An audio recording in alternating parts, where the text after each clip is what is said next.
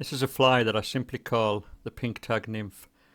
I do different versions of it. I also do it with a red tag and an orange tag, and I tie it in various sizes. It's a fly that I normally use for grayling, but I have found that it can also be effective for trout, especially if there's a touch of colour in the river. So I have a size 12 hook in this instance in the vise, and it has a 3.5mm gold bead attached to it. When it comes to the bead colour and size, you can vary this. You can vary the size of the bead depending on what weight you want, and you can vary the colour, and colour does matter on occasions. The bead I'm using on this fly is a slotted bead, but you can use countersunk beads. Part of it's a personal choice, but part of it's for practical reasons. I find the slotted beads just give me a bit more versatility. You can fit a variety of size of beads on a variety of hook sizes, where with the countersunk with certain size of hooks you struggle, or you won't get the bead around the hook bend. I don't like the bead rattling around on the hook while I'm tying the fly, so to hold it secure I'm just taking a 1mm strip of lead foil and taking a few wraps behind the bead. This will also give the fly a touch of extra weight. Once I've taken those wraps, to sit the bead properly on the hook and hold it secure, I'll just push that lead tight up into the back of the bead. Now I'll just secure the thread to the hook shank by taking a few wraps down the shank and cut away that unwanted piece. For the tail on this particular fly, I'm going to use Glo-brite floss number 2. To prepare it, I'm just going to pull off about 8 to 12 inches of floss. Then I'm going to double it up and then double it again.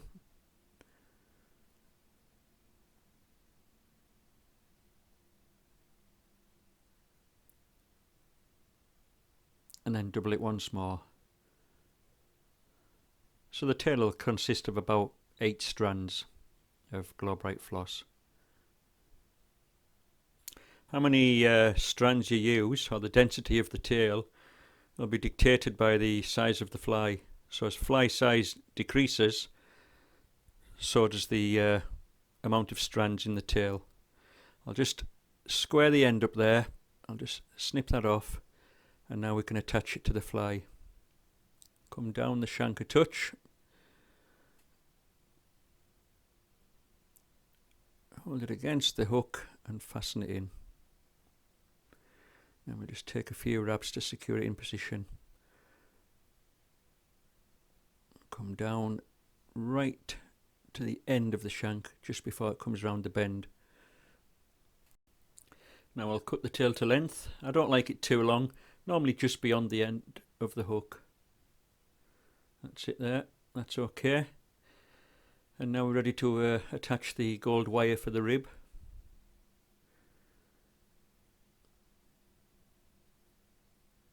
I'll just fasten that in with one turn, that should be sufficient. And now I'm ready to twist a small amount of superfine dubbing onto the thread and begin forming the tapered abdomen.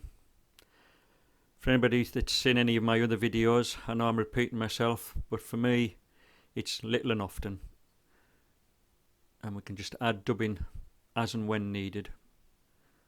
So I've wound that up the shank. I'll take some more, and I'm just going to keep working away at that abdomen until I've got the shape I want.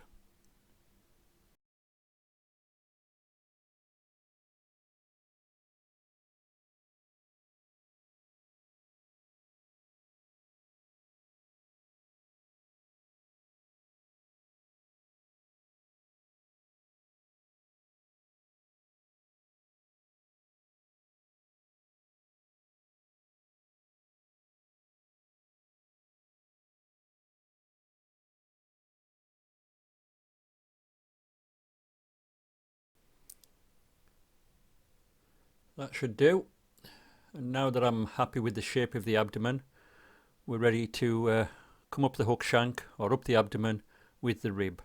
So I'm going to bring the gold wire up the abdomen in relatively even open turns.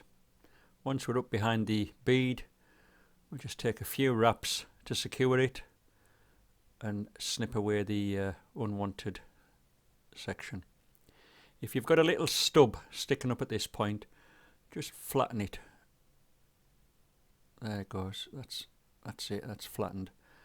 And now we're ready for the thorax. I'm going to be quite generous with the dubbing at this point. I want quite a dense thorax if you want, because once it's on, I'm going to use the Velcro dubbing brush to pick out a few fibres to give the impression of legs or movement when the fly is fishing. So once I've done that, tighten behind the bead, I'll take the dubbing brush and I'm going to stroke the fibres forward over the bead just to pick them out. If I disturb the tail, I'll just stroke it back. That's it. I'll pick a few of those fibres out, and now I'll use the brush to stroke them back over the abdomen.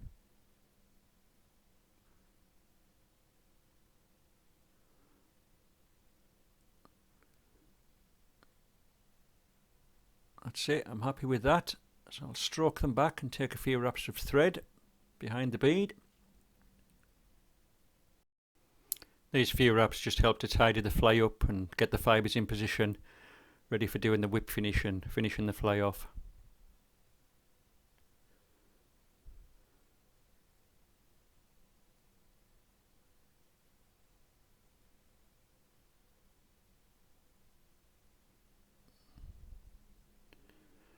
That's it. I'll snip that away, and now we're ready to seal that thread behind the bead with a bit of varnish, and the fly will be finished.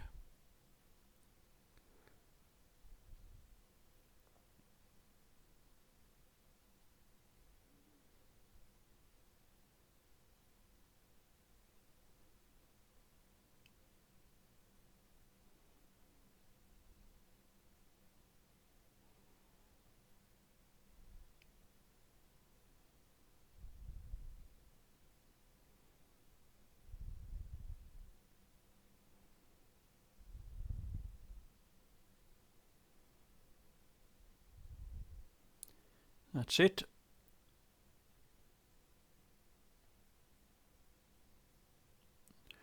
So that is the Pink Tag Nymph.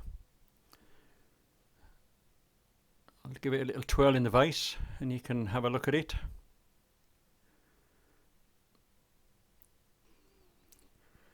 As I said at the start of this video, I tie this fly in a variety of sizes and with different coloured tags.